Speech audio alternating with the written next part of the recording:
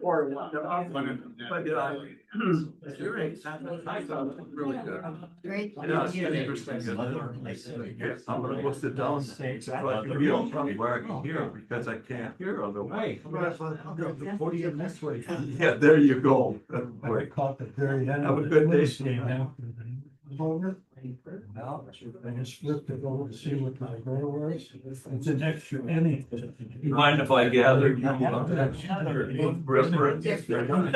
Two hits. If you barely got the corner after. I gotta sit up close where I can. Hear Yes. Yes. You see, we have a reputation. Well, I know it. I noticed that. He said, well, I don't want you to say. That's right. That's better tight than I realized. He always seems to get the disappointment. Well, it sounds like your job is winding down. But then Yes. I haven't been to many trees. I've been to many of those kinds of meetings where you're trying to find somebody. But then, because it was good. Well, I grew up at Cole Park Road in Oh, sure. And so, I was on the board. I'm really good too, thanks.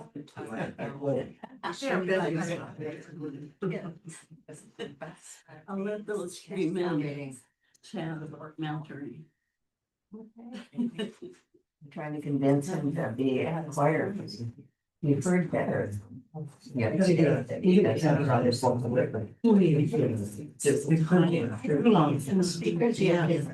I thought about the women, I thought And I'm that close. And I can adjust whatever. I don't miss We got a anything. lot we've done on a project we've been working on, so what is Except for all the friendship and all the people I can give problems to. Complex carbohydrates, and then we see the next service. Put our heads together. Well, I think come up with a date and we can. because I'm gonna have to find a sticker on that refrigerator Yes. to see what its cubic footage is. Really? Because that's pretty small. There is one at Target though, that's about right. And it's about $100. So that's where we'll start. And so we've got to measure that and hopefully talk to Caroline. Figuring out. I don't. 99% chance it's a dead percentage. Because you got How old is it? Something for June should be done. Could have been one of those, what, green ones 40 years ago, it'd probably still be running. We, for sure, we'll be done by June of 2027. Maybe We'll look at the calendar then. plug it back in, maybe set up a reset too, it might work, but it's not reliable. So probably will replacing it anyway. Let's text each other later on and then just get a date. And I know. My mom and dad bought a refrigerator when they first got married. Some guy had a truck in the downtown St. Paul, kind of around the corner thingy, because it was difficult to get appliances after the war. Well, that dumb thing lasted about 50 years. The door was filtered, it was leaking like crazy, but it worked for pop and for milk and for watermelons and stuff. I resemble that. Is that the one of the rubric? They don't make them in the Well, I got a 14-year-old one right now, according to the statistics. I hate to do it in the fall, they got 60 pounds of sausage in it, and all my soups and things and stuff. So I was thinking, we're just gonna replace it now. It's good. If you don't want to replace one, and all of a sudden say, well, it was like 3 weeks before we did it from the factory. We have all the food. Oh, I really bought that most recent. refrigerator, they told us that that's why they Nice. years. It's, Yeah, about 4 feet. in terms in our, our discussion today. So Sonia called. So it's because it's Mother's Day and also because the forum doesn't go on into June, and so we never meet on Father's Day. We thought we would just broaden it out to a way of celebrating mothers and fathers, mentors, whoever has helped you in your faith journey, really. And so that's kind of what we're talking about today. And had said we'd look at and talk about a couple of or a few of the characters that we meet in the Bible in their stories. And then also share with one another, your small groups, particularly about your own faith journeys and who's been the big influences in your life. Okay, so can you hear me okay? Mm-hmm. Okay. Is it, where I'm standing, it doesn't sound, okay, Maisie is shaking her head, so, Well, we're all of us back here. okay. So can you hear me better now? No, Turn up the main one on the far right. That one, yeah, that's the one that should improve things pretty rapidly. Is that better? amplified at all. Maybe even a little bit more, I don't know. It just doesn't sound amplified at all, Carol. Maybe. Does it sound like it's amplified at all? Now it does. Yes, it does. Yeah. Let's work a little bit. A little bit, a little bit more? Come up here, there's a lot of input. There you go. Lot of room up front. Yeah, we got, okay, anyway. Well, if you can't hear me, just back there, just raise your hand and I'll try to get this. Closer. Okay, so anyway. So thinking about the Bible and all the stories, I've always thought when it comes to talking about families, you really have to think hard to find a family in the Bible where it's not a lot of dysfunctional issues going on. It really is hard. I mean, that's the one thing that really comes through quite honestly about the Bible, that every family has its issues, its problems. Living together as human beings, we're not always the greatest, and sometimes we make a lot of mistakes in how we treat one another. And I've been watching Virgin River on Netflix, and they have the young girl who's got a baby, and she's very anxious about her baby and how to be a mother. I mean, whoever teaches a mother or a father how to be a parent. I mean, it supposedly happens naturally. Not for human beings, but for other animals, other creatures, but not for us. So there's, and I think of my mother saying she made a lot of mistakes on her baby. And I have seen those mistakes throughout the life, that there's a big difference between the way my oldest brother views our parents and the way I view my parents. So they weren't along the way, and anyway, that's enough. Also, in thinking of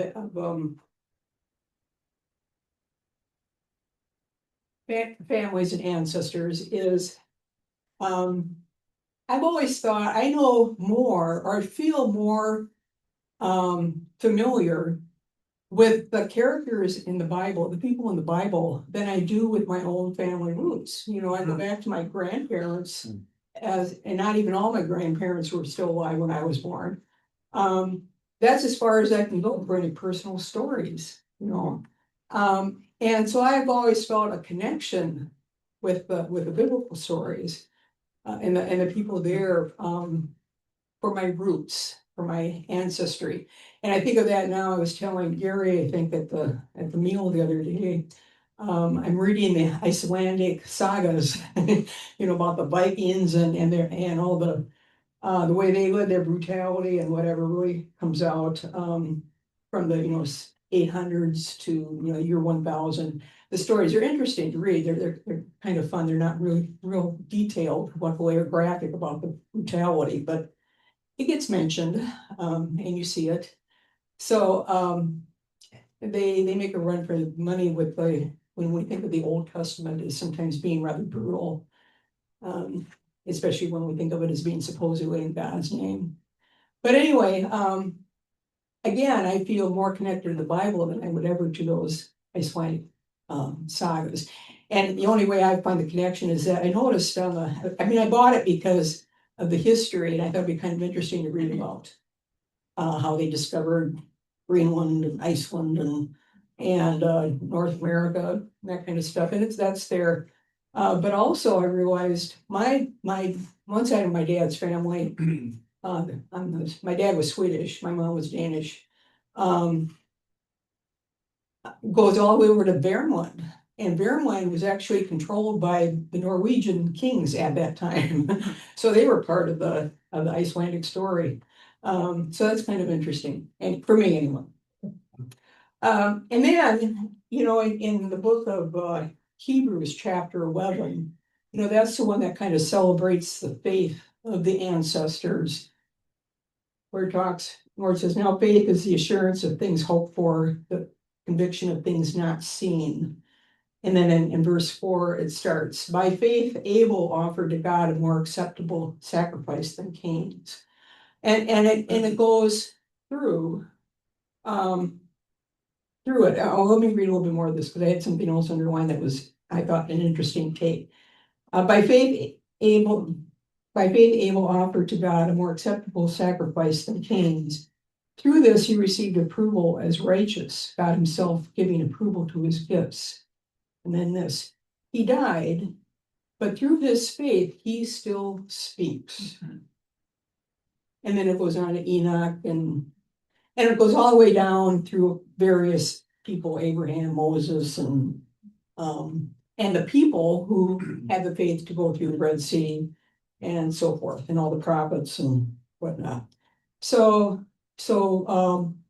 Hebrews 11 is kind of an interesting read on celebrating the ancestors' faith.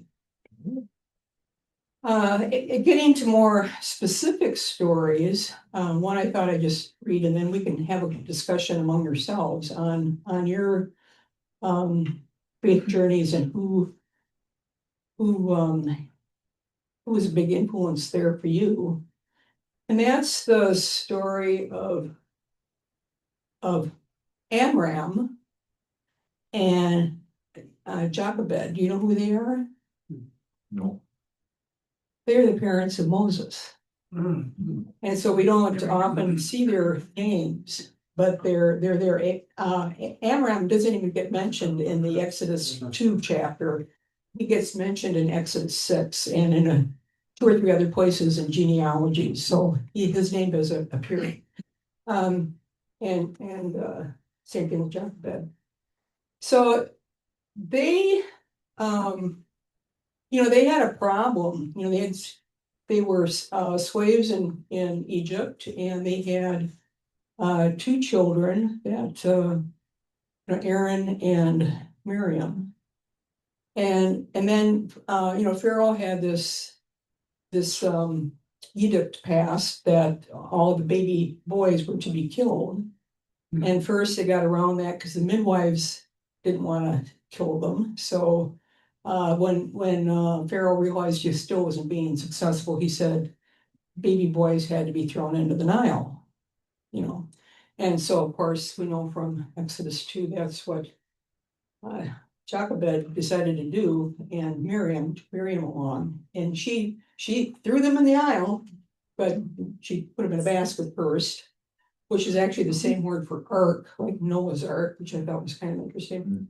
And then of course we know the story that Pharaoh's daughter was one to discover him, and then Miriam was smart enough to say, if you need help, I know someone who can help. So and Pharaoh, the princess, Pharaoh's daughter, the princess, said, okay, you take him and nurse him and then bring him back and he's ready. So he spent his earliest years with his own family. How long that is, who knows? In one verse it says, she had him until he grew up. I don't think that's quite right. So the next verse is, when he grew up one day, he went out and discovered. So, you know, what does growing up mean when you're a baby? Maybe finally being able to be on your own power for food and walking around. And so maybe you're 3 or 4 years old or 5 or who knows? Who knows how long he was able to stay with his parents? And who knows how long that relationship lasted? Did Pharaoh's daughter help with that? Who knows? You know, it's something to think about. Anyway. What else is interesting to think about is that how much that story influenced the Israelite people throughout their time. And in this book, and there's a copy of this in the library if you want to read it yourself. The First Christmas by Marcus Borg and John Dominic Crossan tells how the story of Matthew was created and why the theology behind it and why it is the way it is, and Luke's story. Because, you know, they're so different. In our minds, we put them together, but they aren't. They're very separate. And when you read the story of Matthew, of course, it's very dark. You know, it's, you know, it's, Joseph assumes that Mary was unfaithful or had an adulterous relationship or something. She's pregnant and yet, you know, so he's going to divorce her. And then the angel comes and announces to him, not to Mary, announces to him that Mary is going to have a child, that her child is going to be a very important child, and that he should marry, continue to be married to Mary.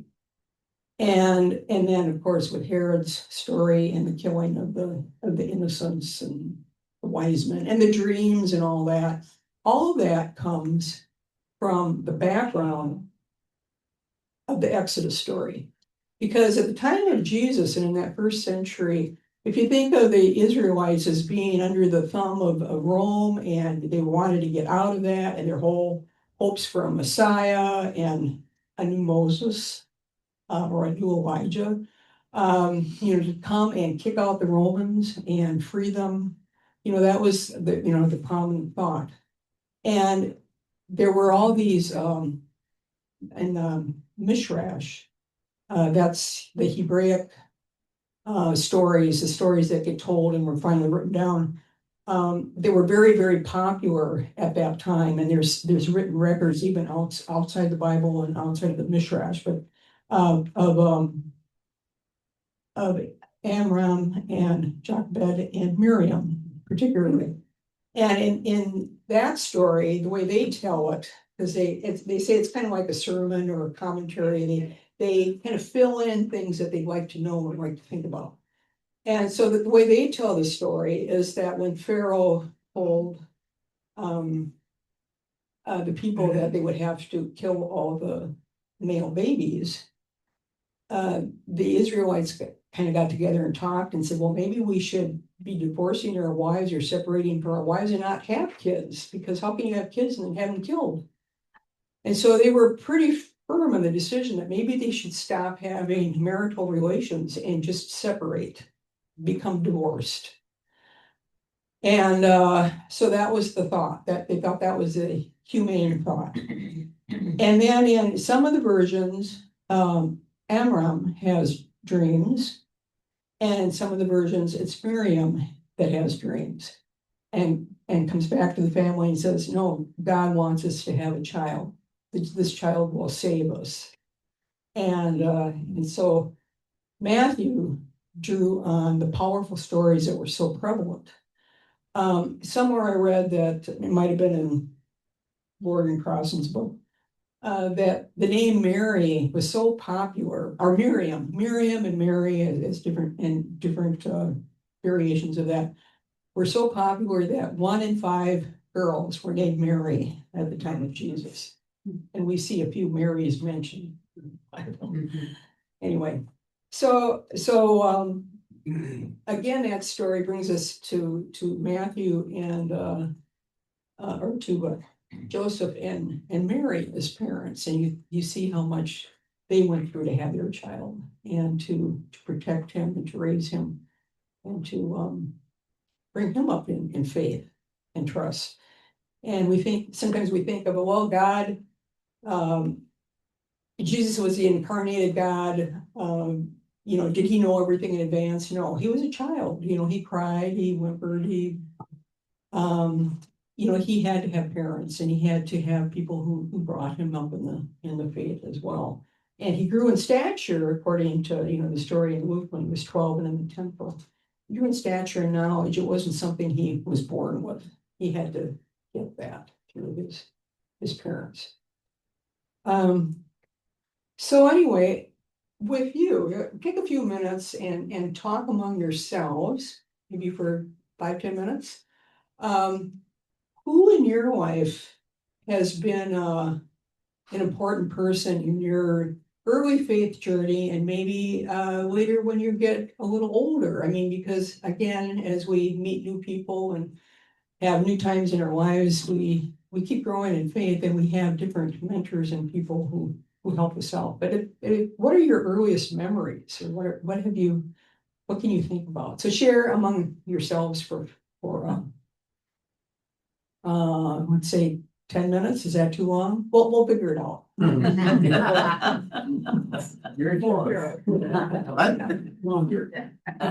is my father. First service. Yeah. Probably Saturday night, Dad and I would go down and we would shine too. Ready for church. And Sunday we would all go to church. And at that time, my parents, their parents, his brother, his wife, were all members of the church. Family. The one thing that we business lunch, pretty much lunch. Sunday school, I like 40 years. Brother Marcus.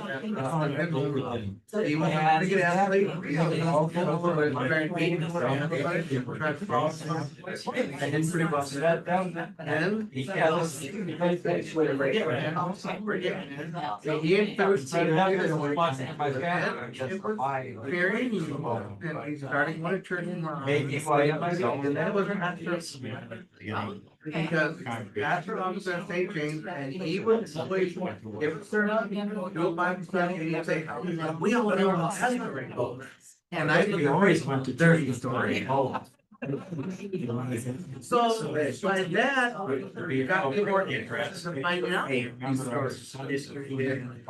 stories that I have noticed and I know the answer. About 30 minutes. So, yeah.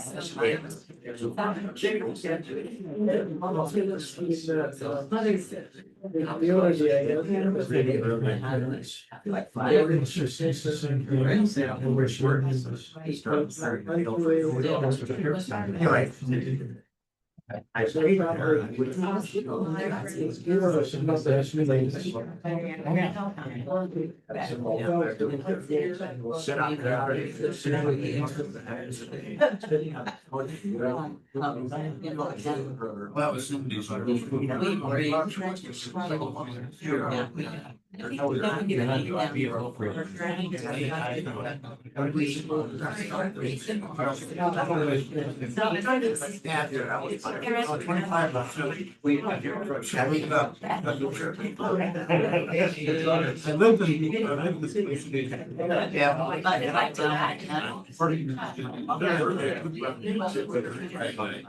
Same region. That was a life.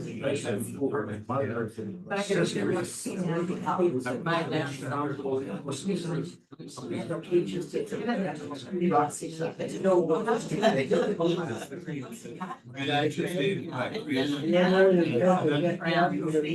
all that, so. Of course, I'm much older than the rest of you. Our, when we came to our. Dumb guy. A couple summers. Everybody went to the same church. And nowadays, where I live,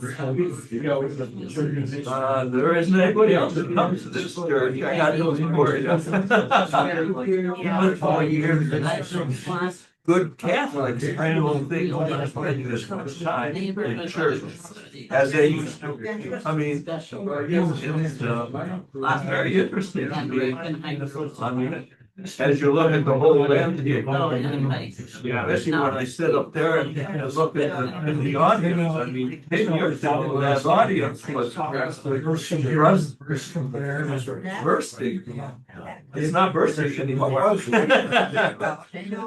Yeah, very interesting.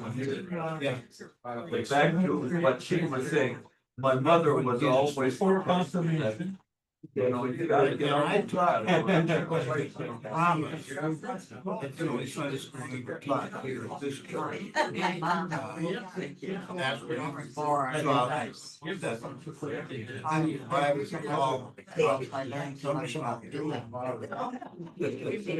example.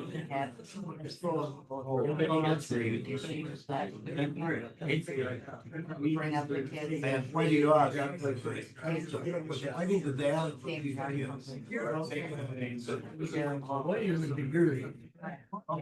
right, so then I had his. He would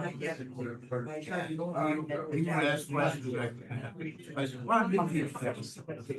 And he did. He did a much better job. Than I had done. But I think marketing works.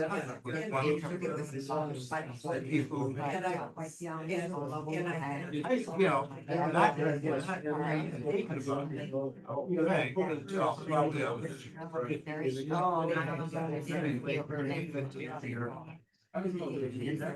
I didn't have a clue, so I was I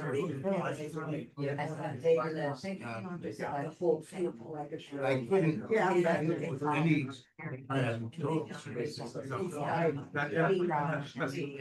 I was sitting around, well, I could hear getting involved. Yeah.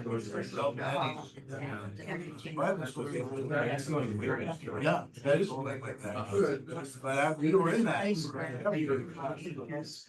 was at that time.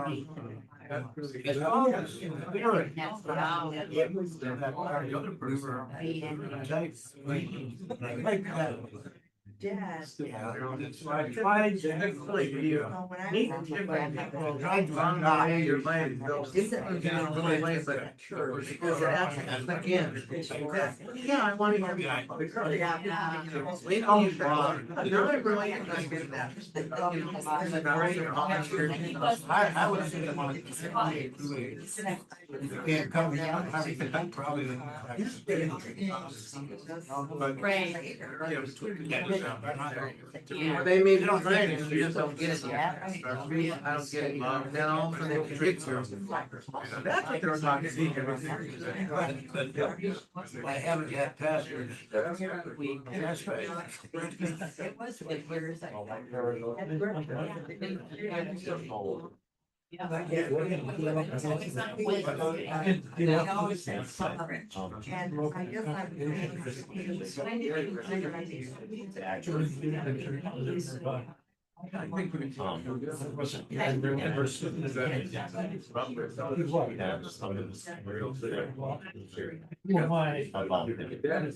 That's sort of changed. My mother. My older father. Father would anyways.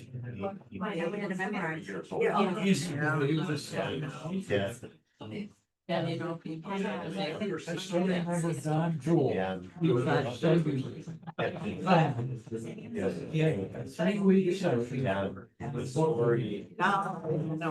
Now, right, bring up, when does that? Three Catholics. And like. That was started. Didn't work. So I would think she would always try to support our church to do that way. And I went to, Catholic school, and where religion was every part of your life. You go to math, you go to. I went to church, but. But it didn't expect that. I just, well, you're just talking.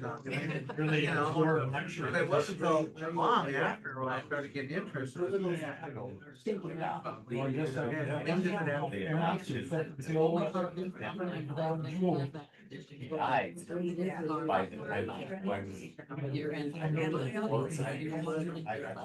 The guy who I think now is, you have to go, you're gonna know how I keep myself. Yeah, I,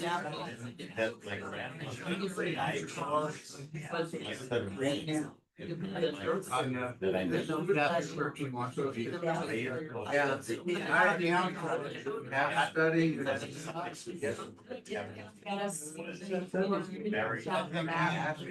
Very comfortable.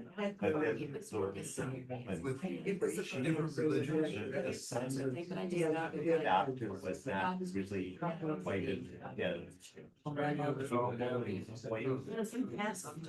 You did, yeah. How about you? Yeah.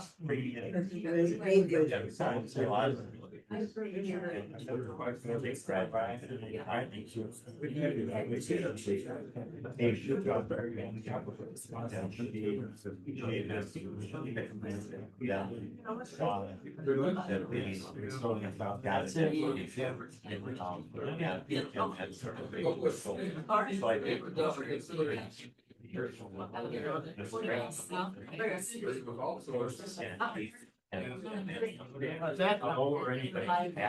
In here. Yeah. And then the music. And I never. Let me know if there's any Carol said. This is a story. I spent 2 years in it, and I understand my grandmother. Yes, that's great stuff.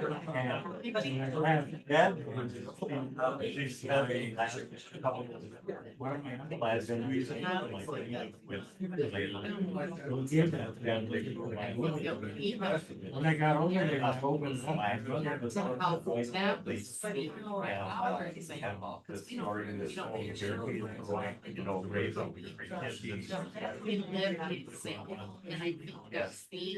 didn't go to church for a while. Yeah. Once. I never would have made it. You know, that little Google, like, picture. But I think, you know. It's a time.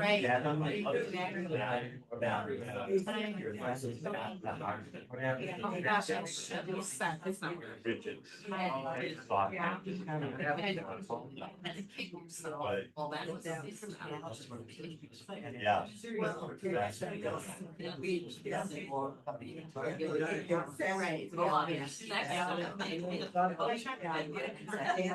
Okay, wow, that was a long talk. That was closer to 15 minutes, I guess. Good. It sounds like there's a lot of talking going on. Does anyone want to share a short story? In our group, there were no short stories in this one. We talked for 15. Yeah, in our group, it looks like immediate family was very important. Yeah, yeah. Scott had said that too. That Sunday school and the church, but your parents got you there, perhaps, and were examples, maybe, who knows? Or if you came to faith later, maybe your parents weren't involved. Everyone's got a different story, but anyone else? Okay, well, you share them with each other, that's the best thing. I could share a couple, I guess, that I was sharing with Scott. I felt my parents, yeah, they got me to church, but my mother was also a great listener and kind of a natural counselor of the extended family and of students where she taught in high school, physical education and health. Mom was the kind of person that everyone went to with their problems, and she'd listen and she could help you see both sides. And she had a great gift for that. And when I was in third or fourth grade, one summer we sat down and made my album with my child pictures, and she talked me about my birth. I was 2 months premature and I was in the hospital. They didn't know if I was going to make it, didn't know if I was going to go see, because many children were blind, and all that kind of stuff. But also that I had been baptized in the delivery room by a Catholic nurse. Mom said, "Let's do it right," But Mom was one of those ecumenical people from the very beginning. She said she was baptized Wisconsin, confirmed, ALC, married LCA, married LCA, no, confirmed LCA, married ALC anyway. And now we're ELCA. But anyway, but when she was in a camp counselor, she was a camp counselor. And the camps ran over the weekend, and she was the one counselor that was willing to take the girl Catholics to mass. Not everyone wanted to do that. If you remember the old days where there was so much animosity, distrust, whatever you want to say, between Catholics and Lutherans. Mom talked about that often, the importance of, that she loved taking those girls to mass so they wouldn't miss church. Anyway, and my dad was more of a quiet man. He was more of an example. He had been, president of the congregation at one point and whatnot, but he was a quiet man and just kind of lived his faith. But we had some talks later, like in college. I came home and I told him, I don't believe in hell. Because I was finally getting my theology straight. And my dad said, I never have either. So anyway, and we would talk. And Mom got me to camp, and I became a camp counselor and a camp director and whatnot. Scott said, yeah, a big influence with him was camp. How many of you found camp to be a big thing in your life? Yeah, a few of you really. I wish every kid could go to camp. It's a good thing. Okay, so get my machine here awake again. Talking about mentors, you were saying, well, it wasn't necessarily my parents, but you had teachers and mentors and whatnot. Can you think of any mentors in the Bible? Sure, Elijah and Elisha. Elijah for Elisha? Yeah, he trained up Elisha. In fact, he had a whole prophet school. He had school for prophets to train people. Yeah. Elizabeth and Mary. Elizabeth and Mary, yeah. And that is what I was going to bring up too, is Elizabeth and Mary, Gabriel, the angel, told Mary, Elizabeth is pregnant. We'll see her too. And they spent 6 months together. And that was very good for both of them, probably. Elizabeth, that was her first birth too, but she had wisdom of years and had seen a lot, and it's interesting that Elizabeth, there the angel appeared to Zechariah, but Elizabeth also, she said, her baby was moved and jumped, when Mary came, that the spirit there helped her recognize that this baby was special, and that her baby recognized that Mary's baby was special, that sort of thing. Yeah. You know, throughout Acts, there's an awful lot of mentorship with Paul and, Timothy. Silas Silas. and Tim. Silas. So I think they all kind of were mentoring and helping each other, I think. Right, Paul throughout Acts, Silas and Timothy. And actually at the very beginning, Paul went around with Barnabas and Barnabas was his mentor. One commentary I'd read once pointed out the fact that when you're reading Acts, for the first few visits, it's Barnabas and Paul. Barnabas is mentioned first because he was the mentor, the more important person at that moment. But later it switched, because Paul grew in his theological explanations or his. They had a falling out too, Barnabas and Paul, Okay, yeah, at one point. yeah. Yeah, because over Mark, wasn't it, Over or something? Mark, Yeah, John Mark, I think so, yeah. if I Yeah. remember right. And you also see in if you read the last chapter of Romans where he's giving greetings and mentioning a lot of people, you see a lot of people Paul mentions because he set up so many house churches and he stayed in touch with them all and made them grow. And there are women in there mentioned, and how much Paul did for women. I always love the fact that to read that in the 7 true letters of Paul, however, when he's talking about men and women, free and slave, he's talking in very equal terms. You can measure the amount of words he says to each one. He keeps it very equal.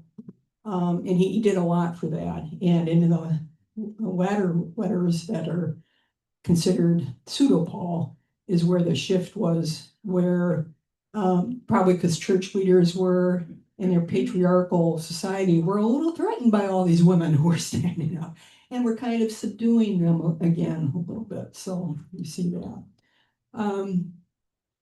Yeah. Well, Jesus was a mentor then of all the rest of the youth. Sure, Jesus was a mentor for all the disciples. And it's interesting, sometimes we don't think of Jesus as being a mentor, and yet one of or part of his mission was showing who God is as the incarnated one. But also, what does it mean to be human? How should humanity be treating humanity?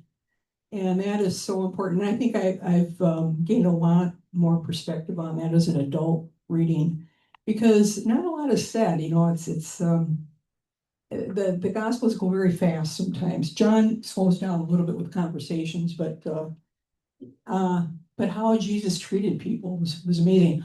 But one of the first ones that when I noticed, I thought was I really appreciated, and that was Jethro.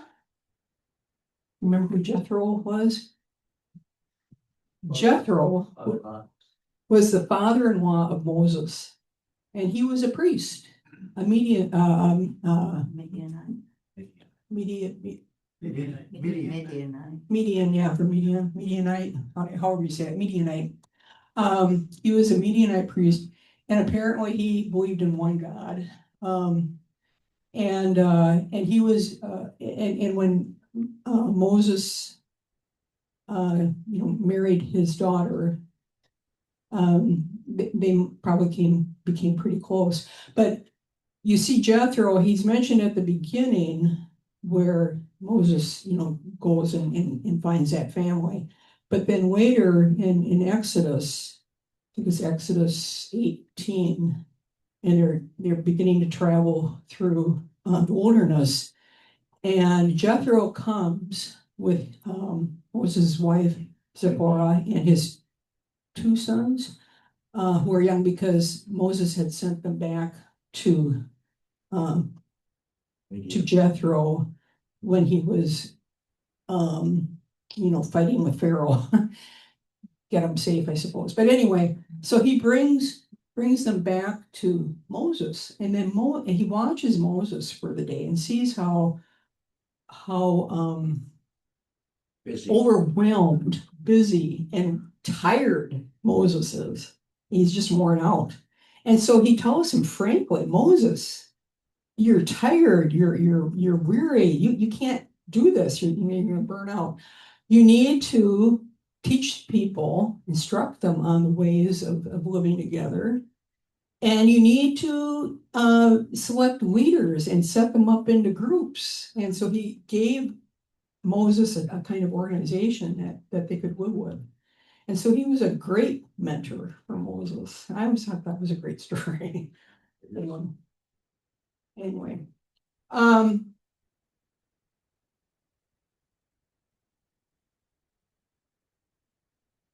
and we can think of Ruth and Naomi again were great stories. I don't know if the women tend to do better. Maybe at least their stories come out a little better in some ways when they're with each other, especially because we also have a few that are well, we have women in there that are not so nice either. So we can't just say women are better than men. That's certainly not the point. But well, their stories get a lot of comments, which is nice. Say your name.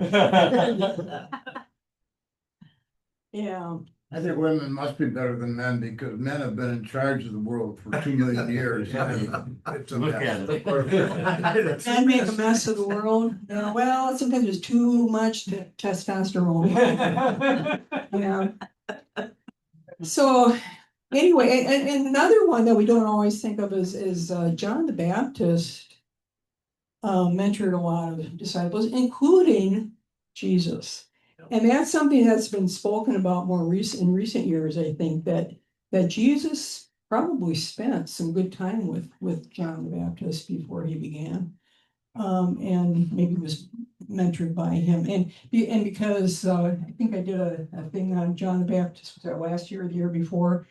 And you can see it in one of the Gospels. I mean, it always amazed me whenever you come across, I can't remember which Gospel, it's Matthew, probably Matthew, where sometimes when Jesus is talking, he sounds like John the Baptist, you know, a little bit of fire and brimstone in there, you know, that's almost suggested there. And I think, where did that come from? That's supposed to be John the Baptist, and then it's Jesus. You know, so apparently, you know, maybe Jesus was mentored by him, but then realized where John went wrong in some ways with the fire and brimstone. And also because it got him killed, you know, and Jesus, you know, kind of slowed down and backed off, and he knew it was coming eventually, but not right away. Okay, you talked about your own faith journeys. I'd like to spend just a few minutes, or maybe, well, if we can do this as a group, well, you can do it with each other. You're all mentors of sorts. Some of you have been mothers, some of you have been fathers. What's something you're thankful for in your job? You can call it a job, your relationship as a mother, as a father, or as a mentor to others, to your children, or to others that you have had in your life.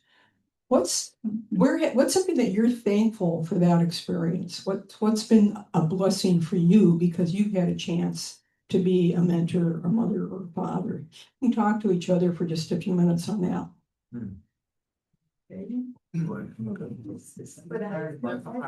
I think about yesterday. Just sit down and have lunch. I'm part of the Ramsey County.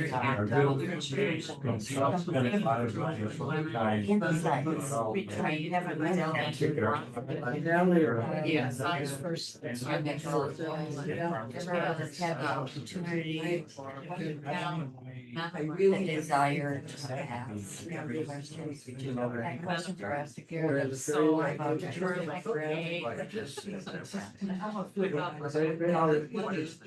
Yeah. Well, we just keep Our praying. kids turned out pretty well. That's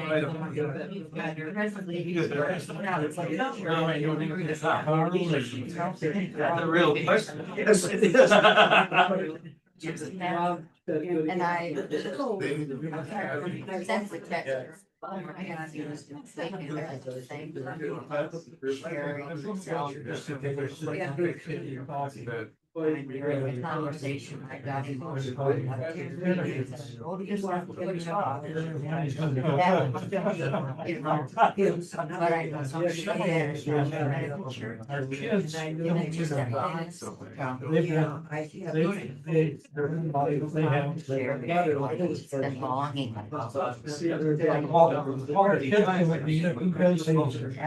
Even will not live it. You know, I think honestly, we're not. Grandchildren are very, Felt that When we talk. very different. they and must have raised. Kids in our. They are not doing any of Really look up to you it. because you were the. And I'm at a loss for words. Easier. I have a. Your parents have worked, I have a. dad was one way, he was with his mom. Female. He really couldn't never learn Male. and there was times they grew up. One of.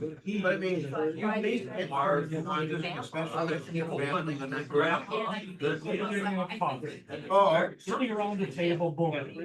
Like this. 5 or 6. I all for the last, what, the last 2 months, I get a call on Saturday now, one of my grandchildren. And we'll talk about everything under the sun. And I. Happens in Los Angeles and SNU. And I thought I was about that. Very interesting. To have a grandchild that, to have somebody that, indulge you and say, how's it going?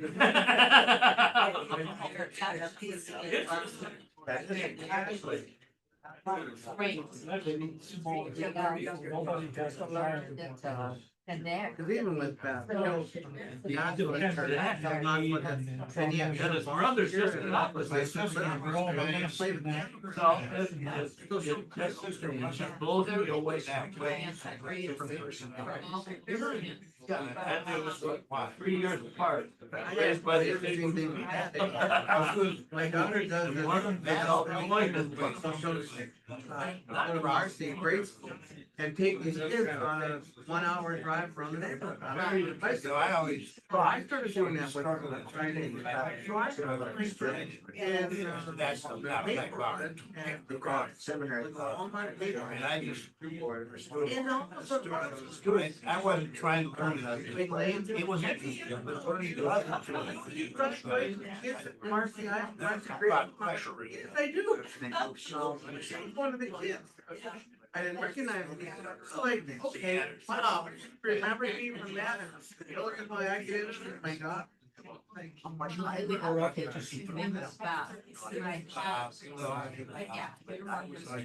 Brother was 10 years younger. Oh, yeah, I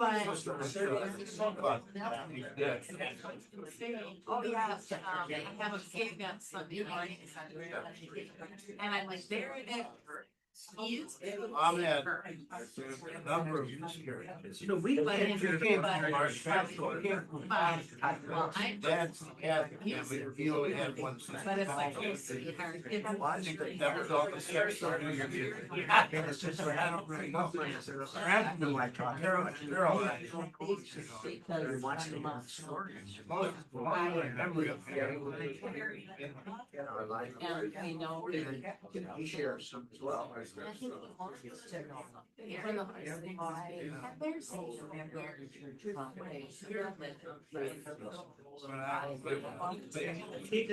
Just how far you push through the and how much time you go through. What can I say that I'm not gonna make you laugh? Think about fingers, father.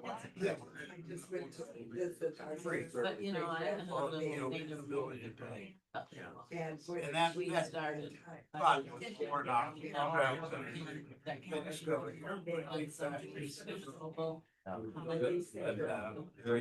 Very true. That's in 99.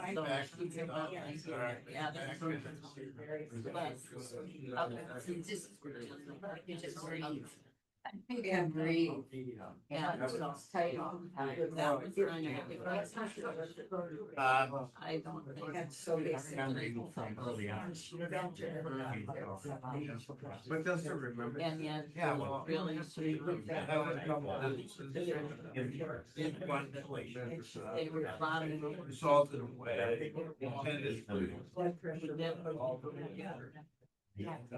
So. Okay, I'm gonna, interrupt the conversation again so we can, come back one more time. And I have one last question for you. And that is, what sort of hopes or dreams or blessings do you, hope for your next generations and for the world? We find ourselves facing so many messes, political messes, environmental messes. And it's very easy to get terribly depressed about it sometimes.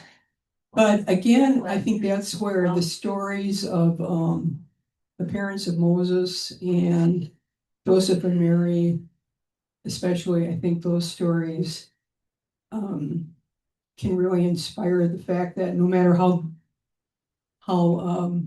things get so bad, God is still with us, and God's presence is always with us, and God's always calling us into better decisions and a better world, a world of love and compassion and relationship. And so how can we focus on hopes and dreams for the future? So take just a couple of minutes to talk about that in the group, maybe 5 minutes, and then I'll see if anybody has one last comment that they'd like to share with the group before we break up here. Okay. That question was been eating me alive. Thank you.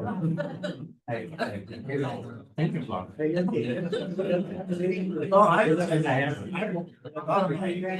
Almost. The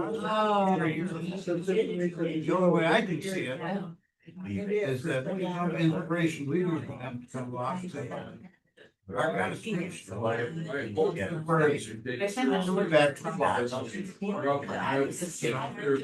was, I think it was inspired. Back a little bit. Because nobody had the balls to unify. We have to draw new ones, because Just so. What would your.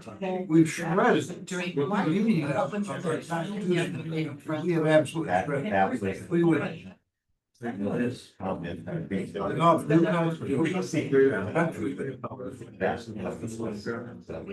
went to church, it's family and son, so. We have to have- I went to.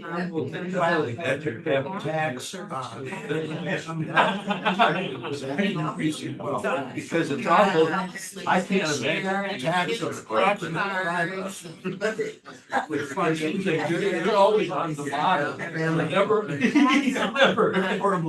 nobody's lifting you up, you're trying to lift everybody else up. A comment like that is kind of.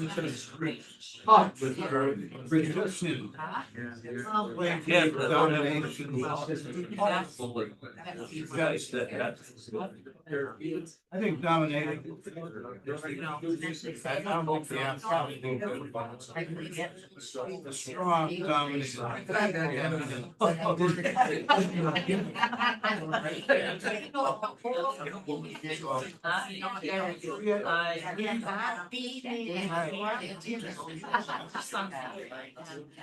So.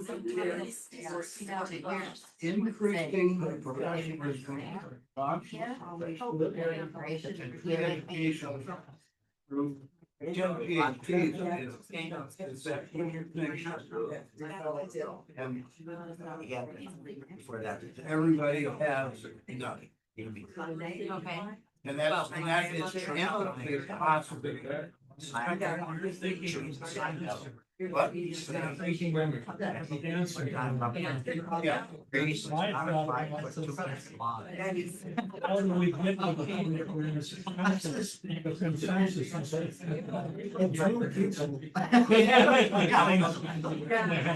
is. We all have that. When we started families, and all of a sudden, our kids start carrying on, and all you gotta do is that side. You gotta go to that side. And when they're stuck in this, like, oh, we gotta get in, they have to have everybody has their own schedule, everybody has their own thing to do. He's got a wonderful messenger, and I don't know if it resonates with my direct Texas. He sure was looking for. And I don't think he's going So to that's walk what the water. he's got a history, but he. And I've always seen Joe Rogan. We have interviewed friends. James Taylor. I don't know if it's no longer cast on it. I have it on my videos, because I was playing that bag. She was like, oh, So I had the dinner time. You brought it so, the guy that wanted it. I've missed none. He's going to say, I'm glad it's my fault, You know, even still out here itself. I'm going to. Okay, we've got just a few. Well, I can tell you, I think my name is shape, but that's the way. Yeah. Yeah, you have to make an effort. You're supposed to take care of unsettling. Okay, so if we can, come back for just, closing here. Any of you want to share any of the dreams or hopes or blessings that you have? My hope, keep it closer to mouth. Okay. My hope personally for our family is I want my kids to come to church with me and my grandkids, come to church with us. And then you come over to Nana and Pop's house after that. And you know, I make a ham dinner and everybody's there for the afternoon. It's like, where are the good old days that you could get the entire family together and do that? And I'll tell you where the good old days went. Okay, we raise our kids to come over, but then they get married and they got that side of the family to go to, they have that side of the family to go to. And we just have to schedule it in, but it takes a long time to schedule that in. Okay.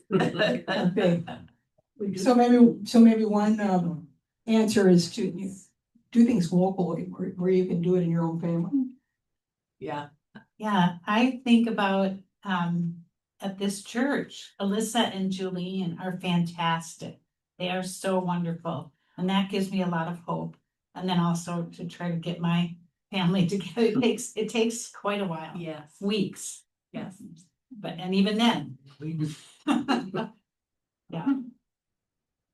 I was just mentioning to our group that the talent show, the kids last week, I mean, I just felt like our church is in great hands with them. It was a nice one. Yeah.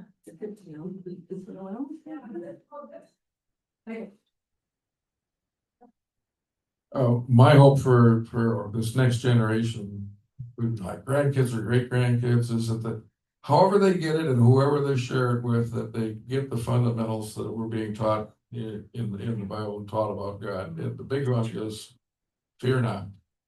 It'll be okay. Yep, God is with us no matter what. God loves us no matter what. And death isn't the worst thing. We know death has no sting anymore. But he's there with our suffering. God suffers with us in our sadness when we don't have hope sometimes. But it's hope that we find in God. Well, thank you for coming. Have a good Mother's Day, a good Father's Day, and whatever. Good something. Thank you, girls, for. Yeah. Girl, beauty again. No, I saw that too. I think